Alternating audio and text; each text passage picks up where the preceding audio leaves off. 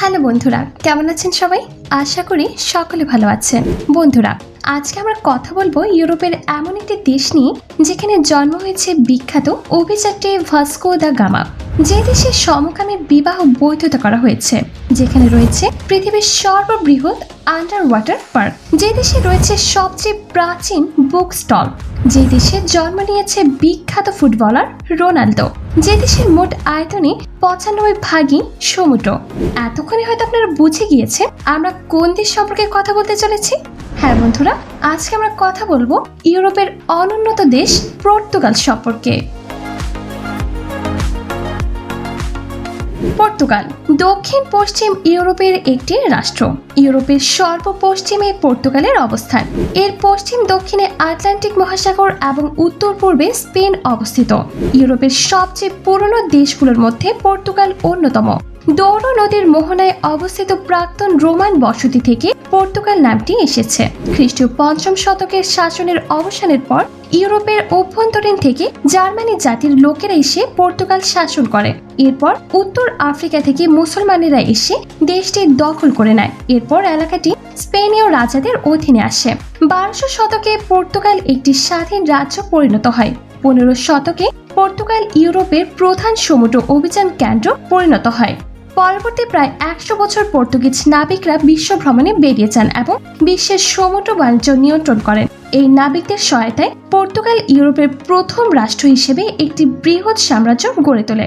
Africa, Asia এবং দক্ষিণ America তখন পর্তুগালের উপনিবেশ ছিল।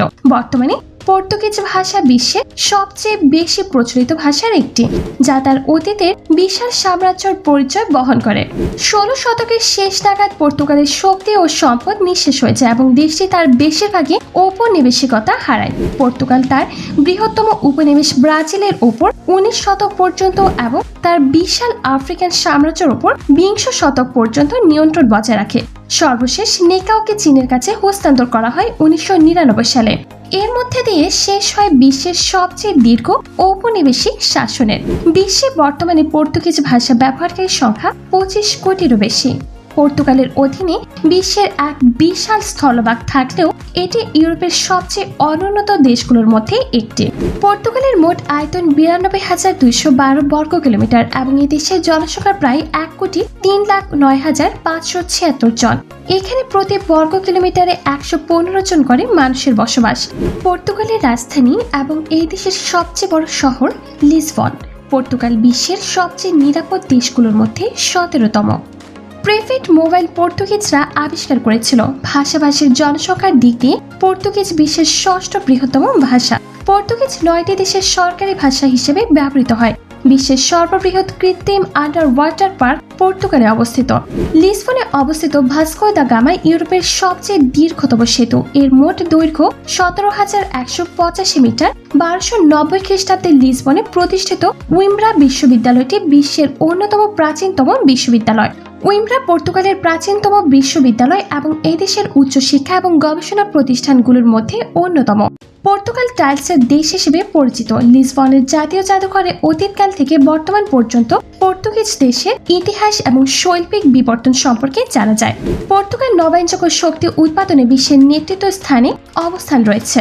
এই দেশ জলবিদ্যুৎ এবং সৌরশক্তির মাধ্যমে দেশের প্রায় 70% শক্তির চাহিদা মেটায়। পর্তুগাল সমুদ্রের ঢেউ থেকে বিদ্যুৎ উৎপাদনে সক্ষম। দেশটির জাতীয় পানীয় হলো কোক, যা এক প্রকার ওয়াইন। এটি এই দেশের সবচেয়ে বিখ্যাত রপ্তানিকারক পানীয়। পর্তুগালের নারীরা গড়ে পুরুষ থেকে 6 বছর বেশি বেঁচে থাকে। পর্তুগালে জন্মহার সবচেয়ে কম। 2014 সালে এই দেশে মাত্র 82,367 জন শিশু জন্মগ্রহণ করে। মাদাইরা দ্বীপ আটলান্টিকের ভাসমান বাজার নামে পরিচিত। এটি পর্তুগালের মালিকানাধীন একটি দ্বীপ। ভারতীয়দের মরিচ, আলু, টমেটো ইত্যাদির সাথে পর্তুগিজদের পরিচয় করে দিয়েছিল। বিশ্বের সবচেয়ে বড় অমলেট তৈরির বিশ্ব রেকর্ড পর্তুগালের অধীনে। তারা 6.6 ডজনের অমলেট তৈরি করে গিনেস বুক অফ ওয়ার্ল্ড রেকর্ডে নিজেদের নাম লেখায়। বিশ্বের সবচেয়ে পুরাতন বুক স্টল পর্তুগালের রাজধানী লিসবনে অবস্থিত। এটি 1732 সালে প্রতিষ্ঠিত হয়। পর্তুগাল ও ইংল্যান্ড বিশ্বের সবচেয়ে প্রাচীন কূটনৈতিক জোট। 1373 সালে এই জোটের চুক্তি স্বাক্ষরিত হয় এবং এটি আজ পর্যন্ত কার্যকর রয়েছে। পর্তুগিজ পাদো ইউনেস্কো দ্বারা বিশ্বের সাংস্কৃতিক ঐতিহ্য হিসেবে স্বীকৃতি পায়। পর্তুগালের সাধারণ মানুষের দ্বারা গাওয়া দুঃখজনক হৃদয়গ্রাহী লোকসঙ্গীত এবং এটি পর্তুগালের জাতীয় সঙ্গীত। এই দেশের বেশিরভাগ শহরে কম করে একটি করে হলেও সিনেমা হল আছে। ক্যাফের সংস্কৃতিতেও পর্তুগিজদের একটি গুরুত্বপূর্ণ সাংস্কৃতিক বৈশিষ্ট্য। 1755 সালের ভূমিকম্পে প্রায় 2,75,000-এরও বেশি পর্তুগিজ বাসিন্দা মারা গিয়েছিল, যা লিসবনে ঘটে যাওয়া সবচেয়ে বড় ভূমিকম্পের একটি বলে বিবেচিত হয়। পর্তুগালে প্রথমবারের মতো মা হয় এমন মেয়েদের গড় বয়স 29 বছর। 31শে মে 2010 সালে ইউরোপের ষষ্ঠ দেশ হিসেবে পর্তুগাল সমকামী বিবাহ বৈধতা প্রদান করে।